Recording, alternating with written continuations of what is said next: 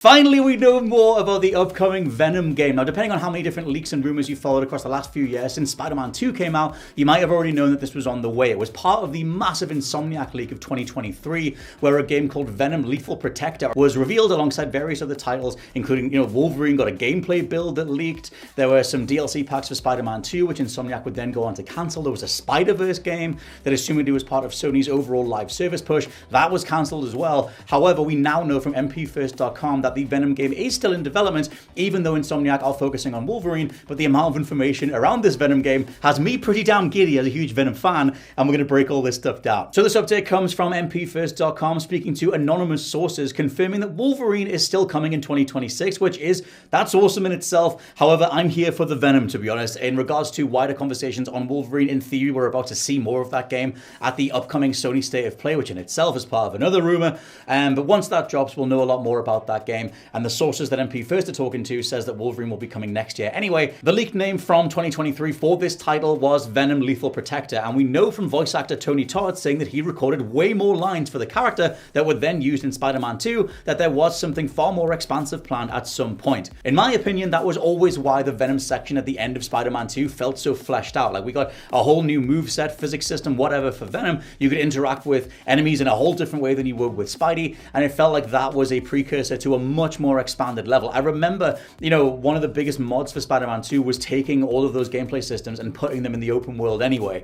And so it feels like it's something that fans, general consumers, fans of Spider-Man, and fans of Spider-Man games have wanted for a very long time. We'll talk a little bit about open world Venom games later, but we can get to the details for this for now. So protagonist-wise, we're playing as Eddie Brock, and according to the information available, the actual look of Brock, and assumedly the art style overall, will skew more towards the comic book version of Eddie Brock. The specific thing that's mentioned here is the Tom Hardy version of the character, which, if you know the depictions of Brock in the standard 616 version of Marvel, that version of Eddie Brock is an absolute tank. You might remember him from the animated Spider-Man series or whatever. It's a bit of a world away from the way that Sony's Venom, character went in regards to the Tom Hardy version. We are getting back to the way that things used to be in that regard. Also, one thing to throw in is where Eddie Brock is in the ongoing Spider-Man storyline. Now, if you the eagle-eyed amongst you might remember Eddie Brock's signature turning up inside the leaving card for Peter Parker when the dude left the Daily Bugle. It's an Easter egg that you can find in the original Insomniac Spider-Man, the 2018 one, which says, "Thanks for working with you, Eddie Brock," inside his going away card.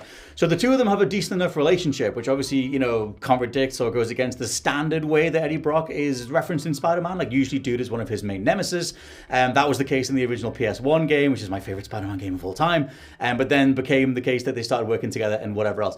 But my point is that we have had Eddie Brock mentioned in these games, only in the Easter egg. He wasn't in Spider-Man 2, and it is something that they can try and pull from and do a fresher version of the character. Yes, the visuals of the character might be referencing the standard comic book version, big old chunky Eddie overall, but the role of Brock, is he still working at the Daily Bugle? Has he tried to strive out for himself? Is he more of an independent freelancer, something like that? Something that would give him the career nemesis angle that we always seem to play off when it comes to Peter Parker and Eddie Brock. All round, I'm pretty interested by this. The version of Spider-Man ephemera and Spider-Man lore that we get from Insomniac is already pretty fresh. Like, you do have Harry Osborn being the first Venom or whatever, so it is already quite distinguishable. And a lot of people love Eddie Brock as a character anyway, just because he's such a fun antagonist.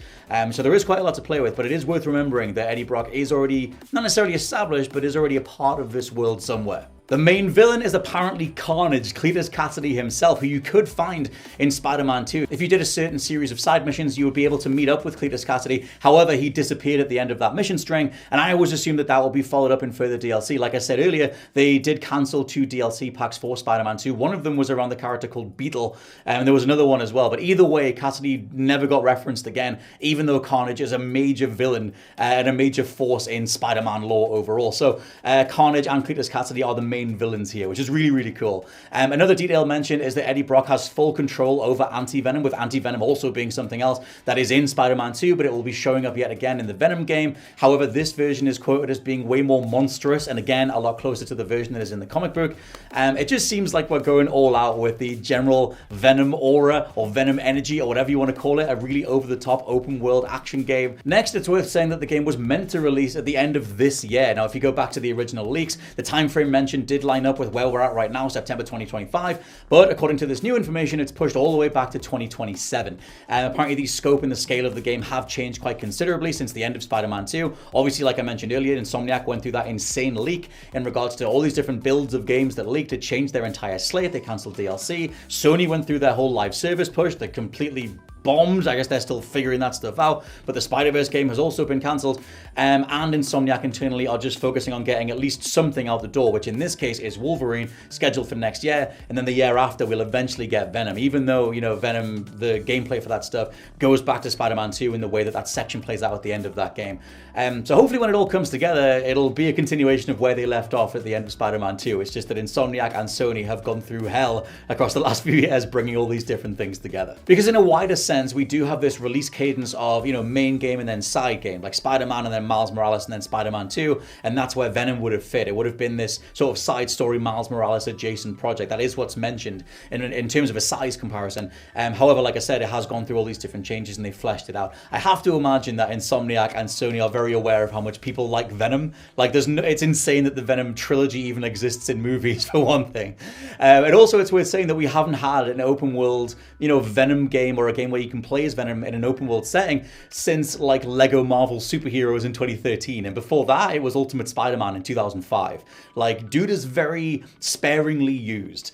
You know, the only thing that came to my mind was thinking about the game Prototype from Radical way back in 2009. That started as a Venom game before the license was taken away from them. They had to pivot, and that's why Prototype is so comic booky and had comic books tied in with it. That was initially meant to be a Venom game, and you know, Alex Mercer's power set is very like an over-the-top symbiote's power set. If you go back and play Prototype just imagining it's a Venom game, that's assumedly what this new game will actually be like, but far more fleshed out and with a lot more spit and polish. I love me some Prototype, but at the same time it is fun to think about what that game could have been as a sequel to Spider-Man Web of Shadows. But either way, the space for an open world Venom game deserves to be filled, so take your time and do it right. Lastly, NP first note that Miguel O'Hara has been mentioned by their sources as well. Now, Miguel is the Spider-Man from Spider-Man 2099, and you might also recognize him or remember him from the ongoing Spider-Verse films. He's, you know, featured quite heavily in those movies as well. So it seems like we are building to some sort of Spider-Man 2099 thing, whether it's in the Venom game, whether it's in Spider-Man 3. That's the assumption in the report as well, is that in regards to Miguel O'Hara being included in some Insomniac project, it'll probably be Spider-Man 3. However, because we have had portals and Spider-Verse stuff even in Spider-Man 2, which again was meant to lead into the Spider-Verse movie, you can see how they were trying to pivot from one game to the next over time. We still have these things being used, portals that take you from one place to another. Time travel or whatever hasn't been introduced just yet, but that would be a way to bring, you know, the 2099 Spidey in, depending on how big the Venom game gets. You know, are we doing some sort of multi-timeline, multi-dimensional thing with this title, or is it staying as more of a side story where you are just playing as Eddie Brock, having fun being Venom, fighting Carnage off in the side of the city? Because at some point they need to address the fact that we have two Spider-Men patrolling New York, and neither of them do anything about this, assumedly, unless Spidey or Peter Parker or Miles are actually going to be in this game as well, which at some point it's all just going to cross over and become another Spider-Man game again. All around though, as you can tell, I am extremely excited for a new Venom game, and although it has been delayed until 2027, that assumedly means that we are getting a much more fleshed out, meaningful installment in the ongoing Insomniac Spider-Man series. So it might be another couple of years, but we have Wolverine to look forward to. We can keep our eyes out for that. Hopefully later this year we'll see a bit more gameplay. Then that'll be out next year, and then in theory, Venom will be here in 2027.